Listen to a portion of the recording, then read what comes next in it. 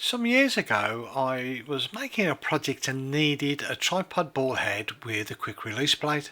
That particular tripod ball head was moved from one piece of equipment to another, so I did decide at that time, a few years ago, to buy some more. There are an absolute ton of tripod ball heads on both Amazon and eBay. All through the years, I've never really had any issues or problems.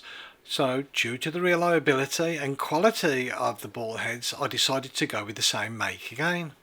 The maker's name was Andoer. I will leave a link in the description below for the ball head with quick release plates that I bought. Quite a number of ball heads on the market these days only allow you to use a quarter 20. This one has a facility of either 3/8 or a quarter connector. There are two large lock-in knobs on either side of the ball head. The ball itself measures 36mm in size.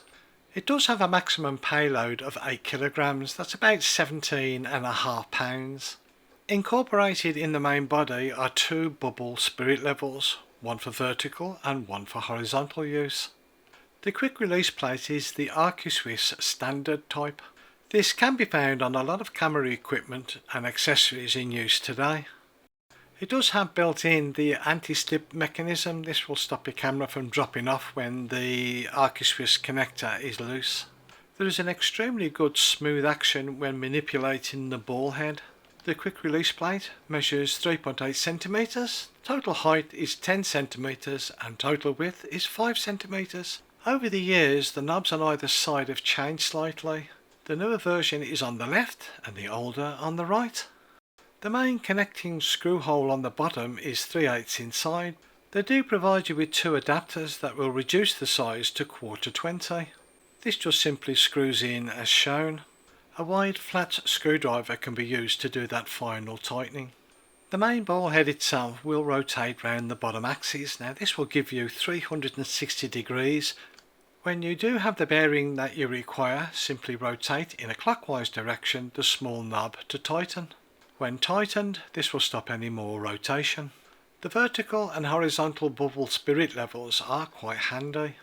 These are built into the quick release plate section.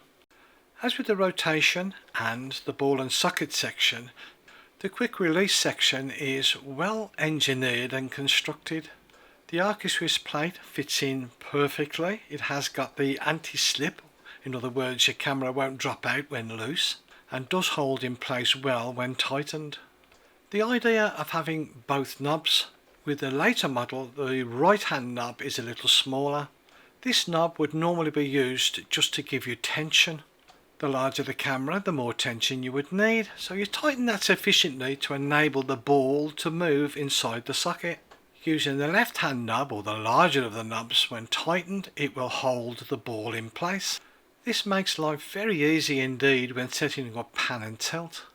If you do wide panoramic shots, this ball head is the one for you. Normally you would take a series of photographs then stitch them together in post. The construction and use of the ball head certainly makes life easy. The project I was on about at the beginning of the video was a simple dolly. This was simply made from an old skateboard using an alloy top. I know these days you can buy them for 10 a penny on eBay and Amazon, but it was just a simple, easy project. I had the skateboard, I had the alloy, so that's what happened. It turned into a dolly. The only expense I had at that time was buying the tripod ball head. I know it's a very simple project, maybe looks a little crude, but it certainly works well. There is nothing wrong with the Swiss plates that's on the top of the ball joint, but personally I like the bigger quick release plates.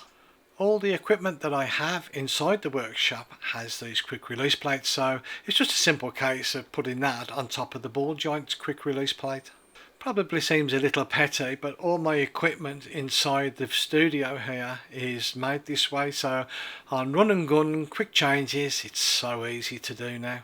The reason I bought so many was that I was in a situation where I kept swapping and moving the ball head around onto different pieces of equipment, so I thought I'll end up getting myself a few more and that'll be the end of it, and it just kept on going from there. I'm fully aware that everybody has different ideas on how to use their equipment, whether they need ball heads or not. I found them extremely useful, and if I ever need any in the future I'll certainly get some more. I hope you found this information of use to you. Thank you for watching.